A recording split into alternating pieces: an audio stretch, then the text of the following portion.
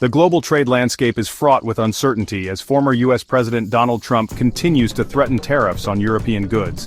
These threats, if realized, could have significant economic implications for the European Union, particularly for France, a country already grappling with economic challenges.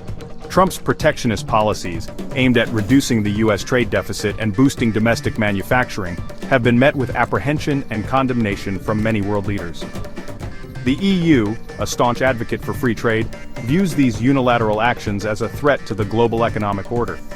The potential for a transatlantic trade war, with tit-for-tat tariffs on various goods, looms large, casting a shadow over the future of US-EU relations. The economic stakes are high, as both sides stand to lose from a prolonged trade dispute. The specter of a trade war is particularly worrying for France, a country with a long history of economic interdependence with the United States. French businesses, both large and small, are integrated into global supply chains that rely on the smooth flow of goods and services across borders. Disruptions caused by tariffs could have a ripple effect throughout the French economy, potentially leading to job losses and slower economic growth. The potential economic fallout from a trade war is a significant concern for French policymakers. The French government is closely monitoring the situation and exploring all available options to mitigate the potential damage. However, the ultimate outcome will depend on the actions of both the US and the EU in the coming months. In the face of Trump's aggressive trade policies, French President Emmanuel Macron has emerged as a vocal advocate for a united and resolute European response. Macron, a staunch believer in multilateralism and international cooperation, has repeatedly stressed the need for the EU to present a united front against protectionism and to defend its economic interests. Macron's calls for European unity extend beyond mere rhetoric. He has been actively engaging with his European counterparts, urging them to stand firm against US pressure and to resist the temptation to negotiate bilateral deals with the Trump administration. Macron believes that a divided Europe will be easy prey for Trump's America First agenda and that only a united EU can effectively counter US protectionism. Macron's vision for a stronger and more assertive Europe goes beyond trade. He has also called for greater European integration in areas such as defense and foreign policy, arguing that the EU needs to be able to act independently on the world stage.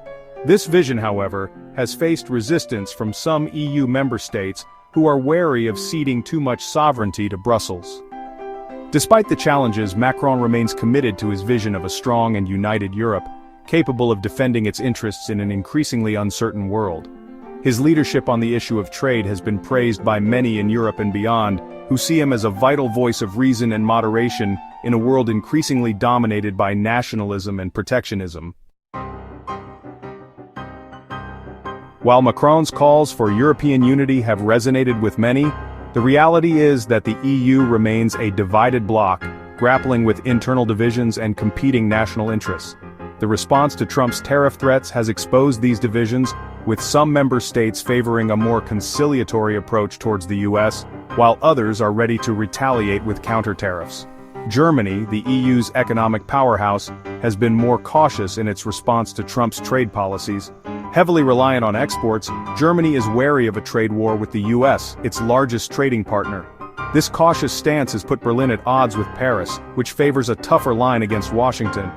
The divisions within the EU are not limited to the Franco-German axis. Eastern European countries, heavily reliant on US security guarantees, are also hesitant to antagonize the Trump administration. This complex web of economic and geopolitical interests makes it difficult for the EU to formulate a coherent and unified response to the transatlantic trade challenge. The EU's internal divisions play into Trump's hands, allowing him to exploit these differences to his advantage. By playing one member state against the other, Trump hopes to weaken the EU's negotiating position and extract concessions. Whether the EU can overcome its internal divisions and present a united front against Trump's protectionism remains to be seen. The current trade tensions between the US and the EU are symptomatic of a broader shift in the global order. The post-World War II international system built on the principles of free trade and multilateralism is under strain as the US, once its guarantor, retreats from its global leadership role.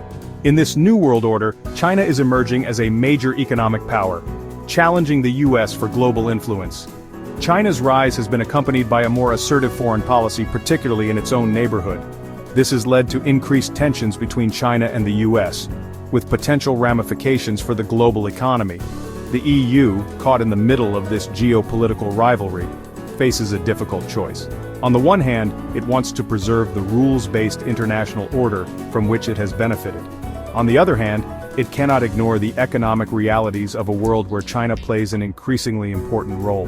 France, under Macron's leadership, seems to be betting on a more multipolar world, one where the EU plays a more independent role, balancing its relationships with the US and China. This will require the EU to overcome its internal divisions and to develop a more strategic outlook on the world.